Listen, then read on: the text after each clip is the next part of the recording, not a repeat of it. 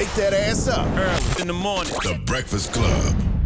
Morning, everybody. It's DJ NV, Charlamagne the Guy. We are the Breakfast Club. Let's get in some front page news. Question, I wondered too if Nicki Minaj knows how big she is in the cheer world. I'm sure. Meaning, like, you hear Moment for Life at all the cheerleading Bunch of Nicki competitions. joints. You hear this everybody join at all the cheerleading competitions. Like, all cheer teams around the world play a lot of Nicki Minaj. Absolutely. Absolutely. Morning, Tez. Good morning. I am a cheer mom. Don't forget about the cheer moms in the house. So shout out to you, cheer dads. Salute to all the cheer moms. And let's get in some front page news. Let's start off with sports. The Ravens beat the Texans 34-10. The Buccaneers lost to the Lions 31-23. Congratulations, Detroit. The Chiefs beat the Bills 27-24, and the 49ers beat the Packers 24-21. I think we're going to see a Detroit Ravens Super Bowl. That's what I believe.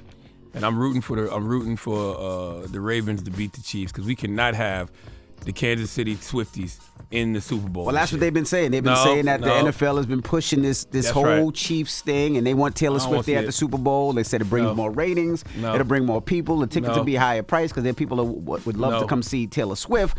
So people are saying it's going to be the Chiefs and the Lions. Listen, Lamar and the Ravens, man, don't leave it up to chance this weekend. Don't leave it up to the referees. Go out there and bust Kansas City's ass. Because I promise you, if it's close, the referee's going to cheat for the Kansas City Swifties just so Taylor Swift can be at the Super Bowl. We can't have that. Okay? Ravens-Lions Super Bowl is what I see. But I'm also a Dallas Cowboys fan, and I saw us in the Super Bowl for the past 29 years. So don't listen to me. That's right. What else we got, Tez? Good morning. Good morning. Are y'all gonna go for Detroit by default if Detroit goes to the Super Bowl? No, I don't go. I don't go with anybody. I just enjoy the game. Yeah. Okay. All right, let's jump into it. DeSantis. Yeah, DeSantis, Florida Governor DeSantis is out. I don't think anybody in the room is surprised, but he did drop out of the race. Let's take a listen. Let's go to CBS for the report. Ron DeSantis has just announced that he is no longer running for president. In a video posted on X just moments ago, DeSantis endorsed begrudgingly former President Trump, previously his chief rival for the White House. DeSantis' announcement comes after he came in second in the Iowa caucuses, but still substantially behind Trump. With his campaign officially over now, Nikki Haley remains Trump's only competition in the race for the Republican nomination. Well, DeSantis' campaign sucked. I mean, he had a spark when he started, but, now he's just garbage. This is what it is. Yeah, he figured he better get out now instead of lose tomorrow night. New Hampshire primary is tomorrow night. Now, he made some remarks saying he'll be endorsing Trump. I don't know what type of weight that'll bring, but he did say he'll be endorsing Trump. But he threw a dig at Nikki Haley. Take a listen. Clear to me that a majority of Republican primary voters want to give Donald Trump another chance. They watch his presidency get stymied by relentless resistance, and they see Democrats using lawfare this day to attack him. Well, I've had disagreements with Donald Trump, such as on the coronavirus pandemic and his elevation of Anthony Fauci. Trump is superior to the current incumbent, Joe Biden. That is clear. I signed a pledge to support the Republican nominee, and I will honor that pledge. He has my endorsement because we can't go back to the old Republican guard of yesteryear, a repackaged form of warmed-over corporatism that Nikki Haley represents. Yeah, I don't believe these people thought folks would still be supporting Trump the way they are. Trump hasn't won anything since 2016. So between that and, the 91 criminal charges and 2 impeachments, they probably thought people was going to fall back from Trump. But nope, clearly they haven't. Didn't happen. They learned that people are riding with Trump no matter what. Nikki Haley was asked about, you just heard DeSantis say that she was warmed over corporatism. They asked her about this, and this is what she had to say in response. And it's interesting because there's no proof to that. These fellas say this because they want people to believe it. But what's amazing to me is they think they can lie to the American people and the American people are going to believe it. Prove it. Prove one thing that they've said. Prove the fact that Donald Trump says I want to cut Social Security or raise the age. I've never said that. Prove the fact that Donald Trump says I want to raise gas taxes. I've never said that or done that. Prove that Ron DeSantis says that I'm a corporate whatever he says I am. I've never done that. I was in South Carolina. We fought for the people every day. There's a reason that you don't see the legislature lining up behind me in South Carolina. I mean, which one of these politicians aren't controlled by big donors, though? Right. I mean, I'm saying, what are we saying here? Like, which one of these politicians, Democrat or Republican, are controlled by big donors? That's how it works. Now, speaking of South Carolina, your South Carolina brother, Tim Scott, who was appointed by Nikki Haley, by the way, that's how he got in the seat. He decided to endorse Donald Trump, and he talked about being sick and tired. Let's take a listen. We need a president who understands the American people are sick and tired of being sick and tired. We need. That sounds like a skit. Yeah, I mean, none of this is surprising, though. I mean, it's not surprising to see Tim Scott endorse him. I just want to know how Tim Scott, can't channel any black pastor at all. I mean, how you from South Carolina and I would think you was in and out of black churches your whole life and you can't channel no black pastor? Not a lick of black pastor was in Senator Tim Scott. He be trying hard, how though. You can't say I'm sick and tired of being sick and tired with some Did passion. you see the eyes? Play it the again. eyes bucking and Come on. Play it again one more time. We need a president who understands the American people are sick and tired of being sick and tired. Man, take that back to the kitchen. Take it back to the kitchen. There ain't no seasoning on it. It ain't cooked the way I wanted it. I asked for medium well. You bought it damn near raw. Take it back, please. It's arugula. Please take it back. All right. And that is and you know what the other problem with the Republicans is that none of them seem to be running against Trump. No. Like with the exception of Chris Christie and now Nikki Haley because she don't got no choice. None of them were going against Trump. Like you can look at the numbers in Iowa and see that about half of Republicans in Iowa voted against Trump. So clearly there's some Republicans looking for something different. But all these folks want to be Trump's lackey. I can't look at you as a leader if you want to be a lackey. All right. Well, that is front page news. Get it off your chest. 800-585-1051. If you need to vent, phone lines are wide open. Let us know how your weekend was, what you did. Maybe your favorite team won or lost, whatever it may be. Get it off your chest. 800-585-1051. Call us up right now. It's The Breakfast Club. Good morning. Wake that ass up. Early in the morning. The Breakfast Club. Morning, everybody. It's DJ NV, Charlamagne the Guy. We are The Breakfast Club. Let's get in some front page news. What up, Tez? What's going on, DJ Envy? Charlamagne the Guy. Peace, Ted. All right, now let's jump right into it. Some quick sports. The Ravens beat the Texans 34-10. The Lions beat the Bucks 31-23. 49ers beat the Packers 24-21. And the Chiefs beat the Bills 27-24. Let's go. We need a Lions-Ravens Super Bowl. That's what I'm predicting. And the Ravens have to go out there and beat the Chiefs soundly this weekend because if it's close, the referees are absolutely positively going to try to make it to where the Kansas City Swifties are in the Super Bowl. And we can't have that because I can't take a million different shots at Taylor Swift, at the Super Bowl. And that's why I don't understand why everybody got so mad at Joe Coy. Once again, what Joe Coy said was absolutely on point. That's right. You know what I'm saying? All the NFL does. Every time Travis Kelce catches the ball in any way, shape, or form, they flash to the Kelce suite and you see Taylor Swift. I don't need that, personally. Well, they're saying that the Buffalo Bills cut off the hot water when the game was over after they lost so that the Chiefs players would have to take a cold shower. Sore losers.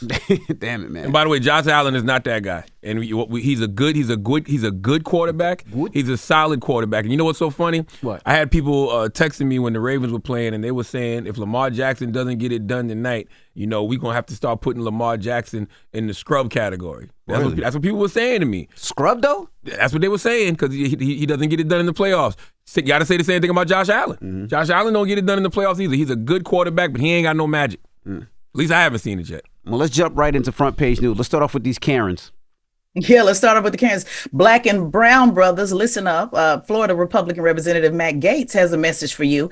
He says he believes that President Donald Trump has attracted a more diverse coalition to the Republican Party, even as the GOP continues to lose support from white women. Let's take a listen to what he had to say. This is the blue collar realignment of the Republican Party. And what I could tell you is for every Karen we lose, there's a Julio and a Jamal ready to sign up for the MAGA movement. And that bodes well for our ability to be more diverse and to be more durable as we head into not only the rest of the primary contests, but also the general election. This is the blue collar. Damn. I mean, what did he say wrong? More people of color, as they call them, are voting Republican. I mean, it's nothing to overstate, but there is some truth to it. And Julio and Jamal. I mean, it's black people, black and brown people. Could he just say black and brown? No, because he said Karen. Karen ain't their name. But you said be fair across the stereotypes. That's right. That's what you mean. He being fair across the board. He called the white women Karen. He called the Latinos Julio. But a white woman that complains is considered a Karen. They don't like that either, though. That's our name for them. Where did they get Jamal from? I don't know. Where you get Julio from? I don't know. Okay. I'm surprised he just ain't say Pookie. Man, he calling it all across the board. We focusing on the wrong things here. What we should be focusing on is the fact that Karens shouldn't have voted for Donald Trump in the first place. When you look at all the Karens who voted for Donald Trump in 2016 over another Karen Clinton, right? You know what I'm saying? It tells you a lot. Well, Jamal shouldn't, and definitely not Julio. I mean, Julio and Jamal might feel like they vote in their interest. That's on them. I don't judge nobody for who they decide to vote on. Representative Jamal Bowman disagrees, so we'll see. But that was really interesting. Let's just talk just a little bit about why the Karens have left. I just want to give some people some facts. In 2018, Roe v. Wade, probably.